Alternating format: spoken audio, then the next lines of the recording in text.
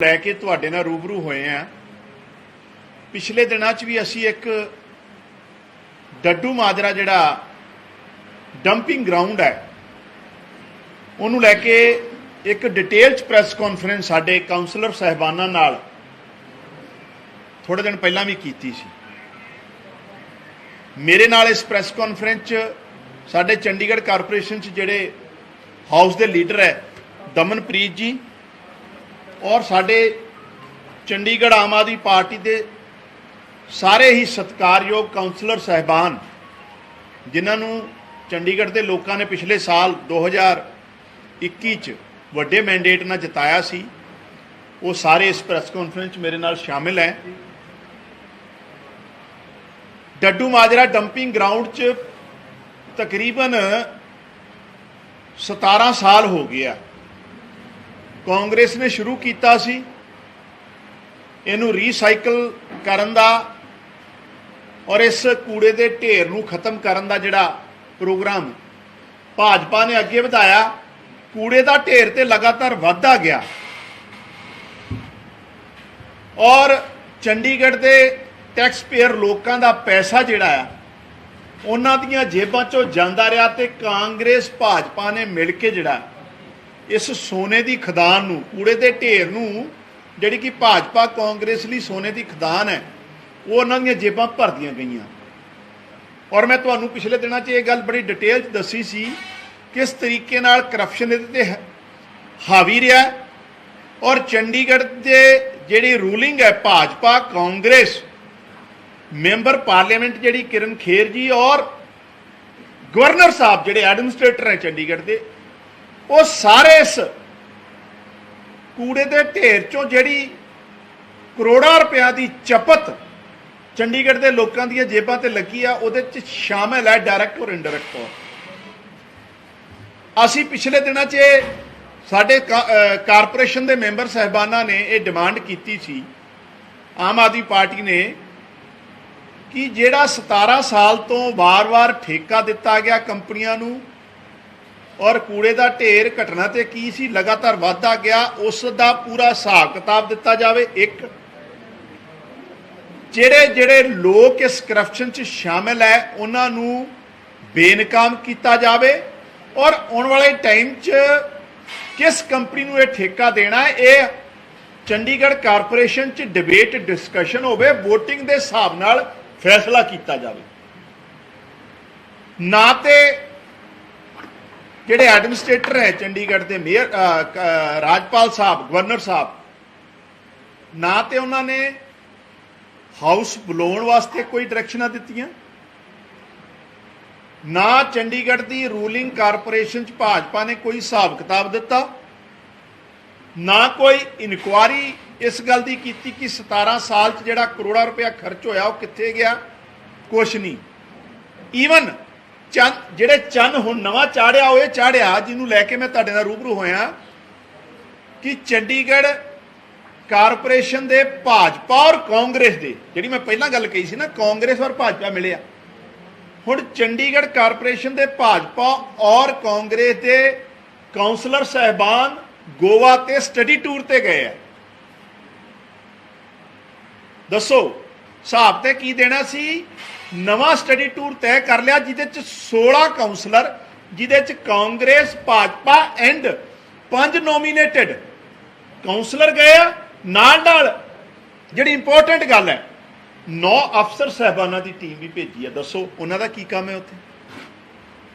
यानी कि चंडीगढ़ के लोगों दीयां जेबां ते डाका मार के अपने घूमन फिरन का एक नवा टूर जिहड़ा आ वो भाजपा कांग्रेस ने मिली भुगतना नवा तय कर लिया और पिछला हिसाब किताब 1 रुपए का नहीं दिता।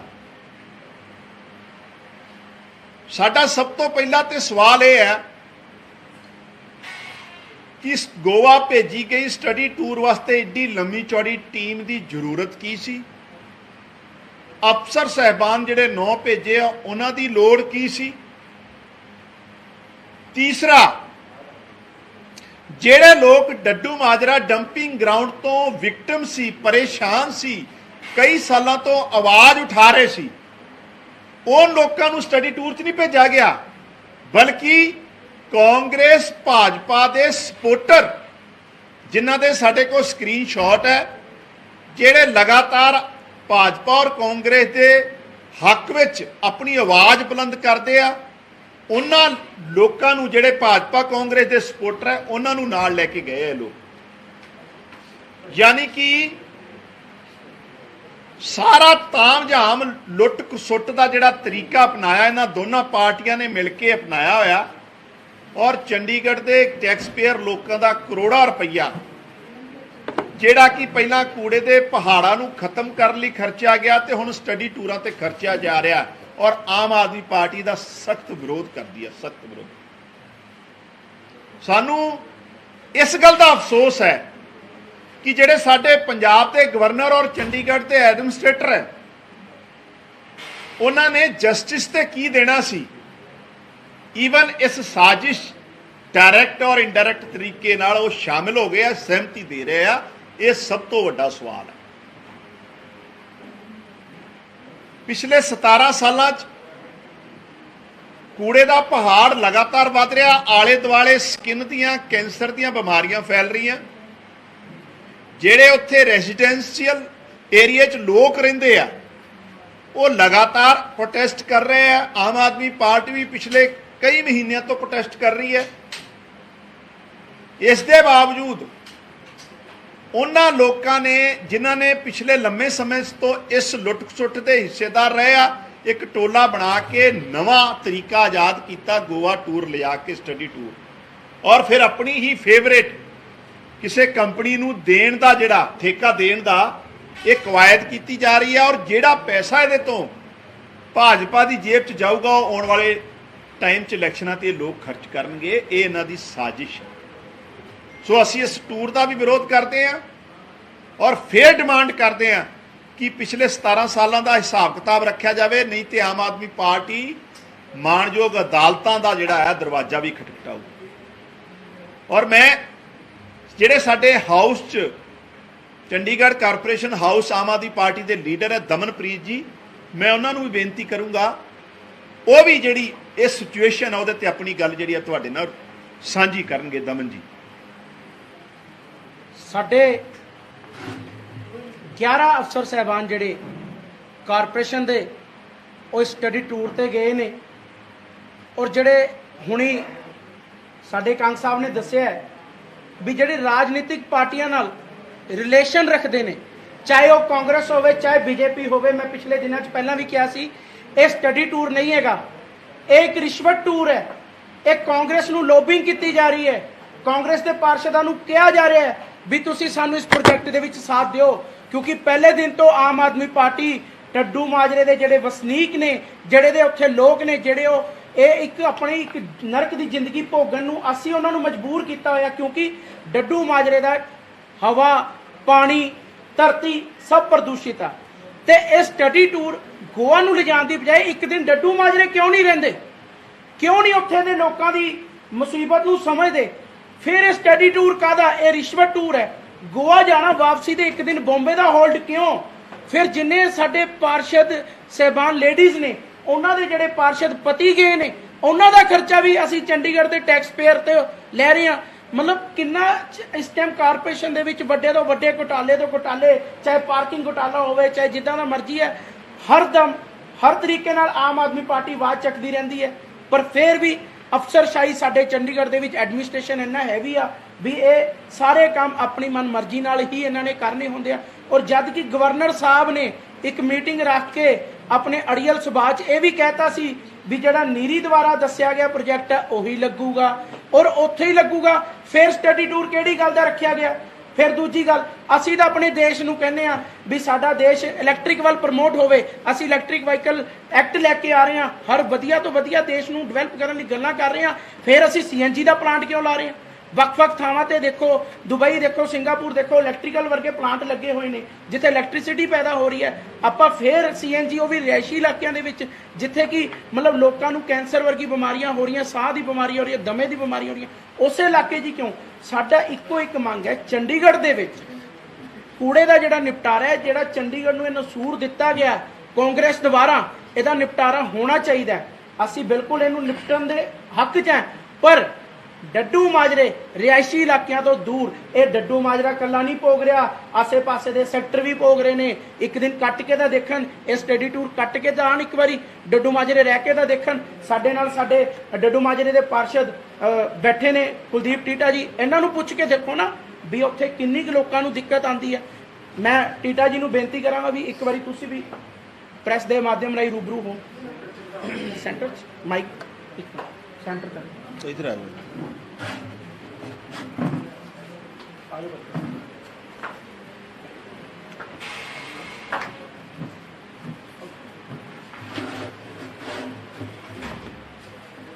जिथे डंपिंग ग्राउंड सिचुएटेड है उत्थों के साडे पार्षद हैं टीटू जी, असी थोड़ा प्रैक्टिकली ये दसणगे की फेस करते थे। सभी मीडिया बंधुओं को नमस्कार पहले तो। और जैसा कि आपको पता ही है, डंपिंग ग्राउंड के पास ही बिल्कुल मेरा घर है, कुछ ही कदमों में दूरी पर है। और लास्ट ईयर 2021 में मेरे फादर साहब की खुद दमे से डेथ हो गई थी। तो मैं और किसी का दुख क्या बताऊं, वहाँ पर इतना ज़्यादा प्रॉब्लम है कि मैं गवर्नर साहब के आगे रोया भी हूँ कि सर ये प्लांट यहाँ ना लगा के कहीं और लगाया जाए जो रियासी इलाके में ना लगे। लेकिन गवर्नर साहब का बड़ा अड़ियल रवैया था, उन्होंने कहा नहीं नहीं प्लांट तो यहीं पर लगेगा। नीरी ने सजेस्ट किया है और नीरी भी कहता है भी इसके नुकसान नहीं है। लास्ट टाइम जब हमारी एक प्रेस कॉन्फ्रेंस हुई एमसी के अंदर, नीरी के डॉक्टर आए हुए थे अतुल जी, तो उन्होंने कहा कि जो ये प्लांट है इसका कोई साइड इफेक्ट नहीं आएगा। मैं कहा सर इसकी गारंटी देते हो, आज सही है कल को खराब हो जाए तो? कह रहे नहीं जी हमारी टेक्नोलॉजी बहुत अच्छी है, बस कारपोरेशन अच्छे तरीके से चलाए से। कारपोरेशन कल को मान लो कारपोरेशन आज जो ऑफिसर हैं कल नहीं होंगे और वो प्लांट खराब हो जाता है और वो प्लांट नहीं चलता, उसके भुगतभोगी कौन होंगे? हम लोगों को जिंदगी भर भोगना पड़ेगा। आज वो 15 साल के लिए लगाया जा रहा है, आने वाले टाइम में उसे 25 साल भी कर दिया जाएगा, 40 साल भी कर दिया जाएगा। उसकी जो स्मेल होगी, उसका जो वहाँ प्रदूषित वातावरण होगा, उसे झेलना हमें पड़ रहा है। ये मैं गवर्नर साहब के आगे बोला, परंतु वहाँ पर भी कोई सुनवाई नहीं हुई।